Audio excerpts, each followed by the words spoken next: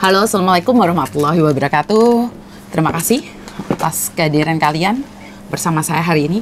Oke, saya menjawab banyak sekali pertanyaan dan yang sama, biar saya tidak mengulang lagi. Pertanyaan-pertanyaan itu, apa sih Miss pertanyaan yang paling populer? Pertanyaan paling populer adalah satu. Boleh nggak saya cari majikan? Saya jawab, boleh. Tapi ingat, saat Anda menanyakan boleh nggak saya cari majikan, apa dulu dong? Kondisi sampean apa dulu? Tergantung term and condition. Jika Anda ngebreak ataupun di intermediate tanpa surat bagus, kalian boleh cari majikan tapi tunggu visa di Indonesia. Oke? Jadi kalau kalian selalu bilang, aku mau notice Miss, boleh nggak cari majikan? Boleh. Jadi cari majikan boleh, tapi visa keluar atau tidak itu hak mutlak imigrasi dan Tuhan. Jadi saya tidak bisa memprediksi bahwa kamu visanya pasti turun, bahwa kamu 100% tidak. Dalam dunia ini tidak ada yang bisa menggaransi sesuatu 100%. Jadi saya minta maaf buat mbak-mbaknya yang selalu menanyakan apakah bisa. Tapi kalau kalian menanyakan cari majikan bisa atau tidak, bisa. Pastinya bisa cari majikan. Tapi turun visanya tergantung imigrasi. Dan kalau kalian ngebreak atau intermediate, apapun alasannya, pulang Indonesia, kalau tidak ada alasan bagus dari majikan, apapun alasannya harus pulang Indonesia. Kecuali ada surat bagus dari majikan. Dan surat bagus majikan seperti apa, Miss Yuni? Dengan simple aja, dengan contoh simple aja, mengizinkan kamu cari majikan di Hong Kong dan tunggu visa di Hong Kong. Itu kata-kata simple, yang lainnya bla bla bla bla bla, terserah ditambahin apapun. Tapi di note yang paling bawah dikatakan bahwa saya mengizinkan cece saya cari majikan di Hong Kong dan tunggu visa di Hong Kong. Oke? Jadi kalau ngebreak intermediate harus pulang Indonesia. Ini sudah peraturan dari dulu dan tidak pernah berubah. Berubah sedikit jika ada majikan menulis surat bagus. Surat bagus seperti apa? Banyak hal, banyak contoh. Tapi harus di note di paling bawah, mengizinkan kamu mencari majikan di Hong Kong dan tunggu visa di Hong Kong. Jadi ini pertanyaan yang sering kali sekalian tanyakan ya. Oke, terus kalau majikan meninggal, majikan pindah negara, majikan tidak punya uang, apakah boleh cari majikan? Boleh. Apakah boleh tunggu visa di Hong Kong? Boleh. Karena itu adalah term and condition-nya ada 3. 1, financial problem. 2, meninggal. 3, relocation atau pindah alamat. Jadi itu bisa dinyatakan termination become finish contract. Ingat, become finish contract. Jadi ada approve-nya yang mengatakan dari majikan lama bahwa dia itu punya masalah keuangan. Atau approve majikan mengatakan bahwa dia pindah ke luar negeri. Approve kalau majikan memang tidak membutuhkan kamu. Ya, jadi ini beberapa hal. Dan buat mbak-mbaknya, pertanyaan kedua yang paling famous adalah, boleh nggak pulang Indonesia? Boleh. Selagi ada majikan yang mengizinkan, yang mau sama kalian tunggu visa di Indonesia, boleh. Buat yang finish kontrak ataupun intermediate, buat mbaknya yang finish kontrak, boleh pulang ke Indonesia. Tapi tergantung dari majikan mau atau tidak. Oke, dan pertanyaan yang paling famous lagi adalah job cowok. Jadi pertanyaan ini tidak pernah berhenti, job cowok. Ada nggak cewek job cowok? Ada nggak cewek job cowok? Ada nggak cewek job cowok?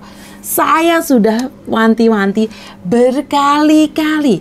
Kalau ada job cowok, orang pertama yang saya terbangkan adalah adik saya, keponakan saya, abang saya, mas saya, atau kepala desa saya, atau Pak RT saya duluan. Kenapa? Ngapain saya menolong orang yang jauh, sementara orang di sekitar saya masih membutuhkan pekerjaan itu? Nah, artinya apa? Nggak ada job cowok di Hong Kong dengan apa yang dikatakan oleh teman-teman yang dipromosikan. Jadi kalaupun ada job cowok, itu saudaranya yang bawa, atau memang benar-benar ada PT yang atau agent yang bisa di kalian kenal dan kalian tahu. Dan biasanya itu hanya orang dalam aja. Jadi kalau saya sekarang ini punya pembantu kayak Mbak Siti atau Mbak Susi, itu paling orang pertama yang saya tanyakan. Sekarang Mbak Siti, Mbak Susi, saya tuh butuh job cowok, punya nggak saudara? Paham ya? Sampai di sini paham ya? Kalau job cowok itu tidak pernah ada jika bukan orang sendiri yang mengenalkan. Jadi kalau job cowok yang dipromosikan, apalagi cuci piring, kerja di restoran, itu nggak ada, Mbak. Saya nyatakan tidak ada. Apalagi ngomong jadi supir, Nggak ada. Untuk jadi supir di Hong Kong itu perlu tahapan-tahapan. Tidak bilang, "Hai Kak, kamu di Indonesia sudah nyupir bis, ke Hong Kong pasti bisa." Enggak. Jadi Hong Kong punya term and condition-nya sendiri. Ini pertanyaan ya, pertama, nge-break atau interminate, apakah bisa cari majikan? Saya jawab bisa, tapi tunggu visa di Indonesia. Terus finish kontrak, apakah bisa tunggu visa di Indonesia? Bisa, tergantung ada majikan yang mau apa enggak. Dan ketiga, apakah ada job cowok? Di saya katakan tidak ada. Dan yang kelima adalah menanyakan tentang hutang piutang. Ya, ini hutang piutang. Kalau kalian punya sangkutan hutang piutang dengan siapapun, saya itu tidak ada hak ataupun otoritas tentang hutang piutang. Jadi kalaupun itu adalah anak buah saya punya utang pada kalian, lu jangan ngelabraknya ke saya. Walaupun kalian cuma nanya keberadaannya dia, itu bukan wewenang saya. Jadi saya akan memberikan informasi itu pada polisi atau pihak imigrasi dan labor. Jadi kalau informasi-informasi yang lain, saya tuh tidak bisa memberikan informasi. Nah, begitu juga dengan orang-orang hilang. Kalau kalian tuh punya saudara hilang, jangan saya ngomong duluan. Oh, saya sedang mencari Markona ini. Tidak. Jadi keluarga kalian harus buat video kirimin ke saya dan saya akan review di mana saya sedang mencari. Kenapa? Karena saya tidak ingin ada kesalahan di mana seolah-olah saya itu memberikan kesempatan untuk para garangan-garangan memberikan kesempatan garang-garangan itu untuk datang mencari wanita-wanita lain. Dan yang berikutnya saya sampai nggak tahu yang keberapa.